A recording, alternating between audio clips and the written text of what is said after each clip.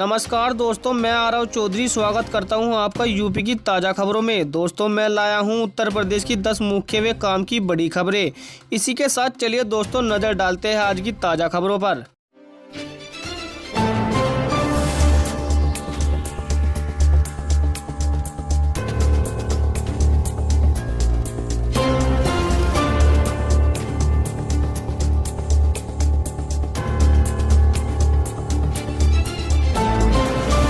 पहली अच्छी खबर है दोस्तों अगर आपने यूपी पुलिस का फॉर्म अप्लाई किया है तो यह खबर आपके लिए बहुत अहम हो सकती है। तो खबर में नजर बनाए रखें।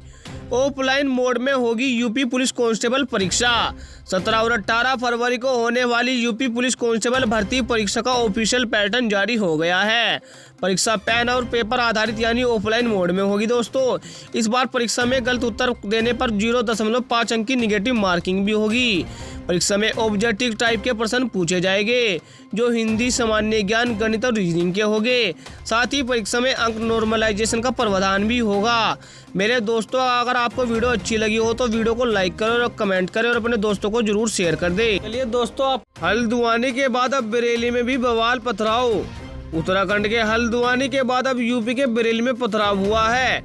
आईएमसी प्रमुख मौलाना तोकरीर राजा के समर्थन में जुमे की नमाज के बाद हजारों की संख्या में सड़क पर लोगों का सैलाब उमड़ पड़ा। पुलिस ने तोकरीर राजा को हिरासत में ले लिया है। इसके बाद सहमतगंज इलाके में पत्थरबाजी शुरू हो गई, जिसमें कुछ लोग घायल भी हुए हैं। मौलाना इस्लामी इंटर कॉलेज मैदान में जेल भरो आंदोलन का लेकर अपनी गिरफ्तारी देने पहुंचे थे। चलिए खबर है दोस्तों अगर आप एक सरकारी कर्मचारी हो तो यह खबर आपके लिए बहुत अहम हो सकती है। तो खबर में नजर बनाए रखें। कागजी छुट्टी ली तो उठाना पड़ेगा बड़ा नुकसान। यूपी के सरकारी कर्मचारियों के लिए बड़ी खबर है। अब छुट्टी का आवेदन सिर्फ मानव संपदा पोर्टल के जरिए ही स्वीकार किया जाएगा। कागजी आवेदन करने वाले कर्मचारियों को अनुपस्थित माना जाएगा और उसकी सर्विस ब्रेक हो जाएगी। छुट्टी के बाद कर्मचारी दोबारा नौकरी ज्वाइन करेगा तो वहीं से उसकी नई सर्विस शुरू होगी। कर्मचारी की पूरी सर्विस बुक नए सिरे से तैयार की जाएगी। इसका सीधा असर इंक्रीमेंट और प्रमोशन पर पड़ेगा। चलिए दोस्तों, अखिलेश का चाचा था, हूँ और रहूंगा शिवपाल यादव।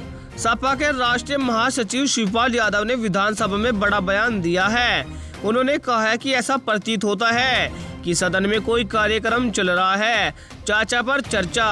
उन्होंने कहा है कि चाचा पीढ़ी के थे, हैं और रहेंगे। समाजवादी थे, है और रहेंगे। अखिलेश के चाचा थे, है और रहेंगे। जो लोग चाचों को यहाँ वहाँ ढूंढ रहे हैं, लिस्ट में ढूंढ रहे हैं। जब चाहूंगा, जहाँ चाहूंगा, जिस सूची में चाहूंगा वहाँ हो जाऊंगा। चलिए खबर है दोस्तों, चौधरी चरण सिंह को भारत रत्न किसानों को समर्पित। पूर्व प्रधानमंत्री चौधरी चरण सिंह को भारत रत्न देने की घोषणा पर उत्तर प्रदेश के उप मुख्यमंत्री केशव प्रसाद मौर्य ने प्रतिक्रिया दी है। उन्होंने कहा कि पूर्व प्रधानमंत्री चौधरी चरण सिंह को भारत रत्न का सम्मान देकर प्रधानमंत्री नरेंद्र मोदी ने उत्तर प्रदेश का गौरव बढ़ाया है। यह सम्मान किसानों को समर्पित है क्योंकि वे किसानों के मसीहा थे। मैं सभी समर्थकों को अनुयायियों को बहुत बधाई देता हूँ। चलिए खबर है दोस्तों, दिग्गज भारतीय क्रिकेटर पर पिता का सनसनीखेज आरोप, कहा कोई रिश्ता नहीं। क्रिकेटर रविंद्र जडेजा के पिता अनिरुद्ध सिंह जडेजा ने चौंकाने वाले खुलासे किए हैं।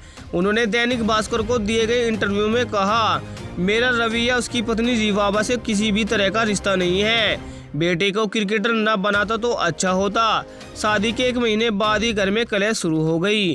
बहू को सिर्फ पैसों से मतलब है। हमने रवि को क्रिकेटर बनाने के लिए बहुत मेहनत की।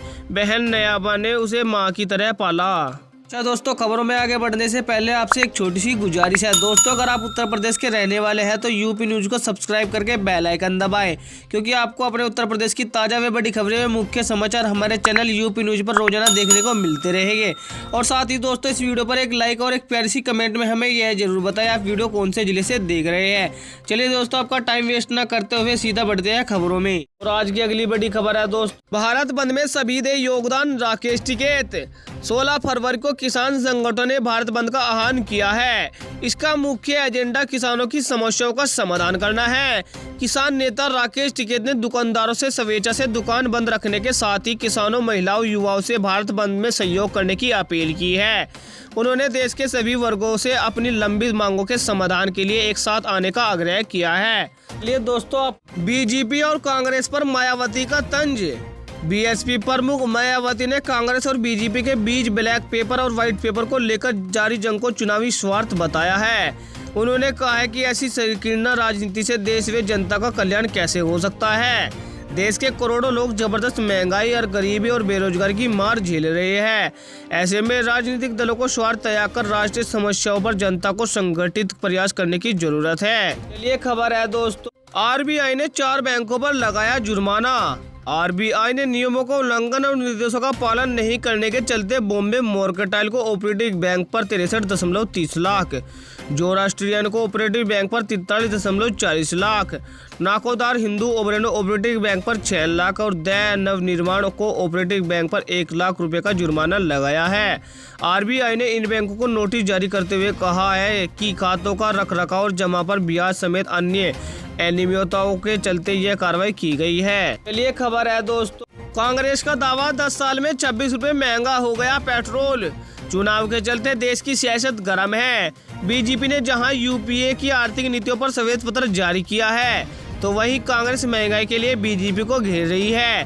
कांग्रेस ने एक पोस्टर जारी किया है जिसमें 2014 में पेट्रोल 71 रुपए प्रति लीटर दिखाया गया है, जो 2024 में 97 रुपए प्रति लीटर हो गया है। इस पोस्ट का कैप्शन पेट्रोल की कीमत में आग लगाकर जनता के साथ आर्थिक अन्याय है। चलिए खबर है दोस्तों, पीएम मोदी का फैसला दिल जीतने वाला जयंत चौधरी। मोदी सरकार ने देश के पूर्व पीएम चौधरी चरण सिंह को भारत रत्न सम्मान दिए जाने का ऐलान किया है। इसके बाद आरएलडी चीफ जयंत चौधरी ने प्रेस कॉन्फ्रेंस की। इस दौरान पूर्व पीएम को भारत रत्न सम्मान के लिए मोदी सरकार का आभार जताया है। जयंत चौधरी ने कहा कि पीएम मोदी का फैसला दिल जीतने वाला है। पीएम मोदी देशवासियों की भावना जानते हैं। नए भारत में चीजें बदल रही है। बीजेपी से गठबंधन से इनकार नहीं है। चलिए खबर है दोस्तों, बुलडोजर हमारे घर पर चलाओगे तो हम खुद करेंगे अपनी हिफाजत। बरेली में बवाल के बाद मौलाना तुकरीर रजा का बयान आया है। उन्होंने कहा कि बुलडोजर तुम हमारे घर पर चला दोगे तो हम अपनी हिफाजत खुद करेंगे, हमें कानूनी अधिकार है। बता दें, हल्द्वानी के बनभूलपुरा में गुरुवार को नगर निगम ने अवैध मदरसा और मस्जिद को जेसीबी मशीन से ध्वस्त कर दिया था। इसके बाद क्षेत्र में पैदा हिंसक स्थिति को देखते हुए कर्फ्यू लगाया गया है। रजा ने इस मामले को लेकर बरेली में प्रदर्शन किया है।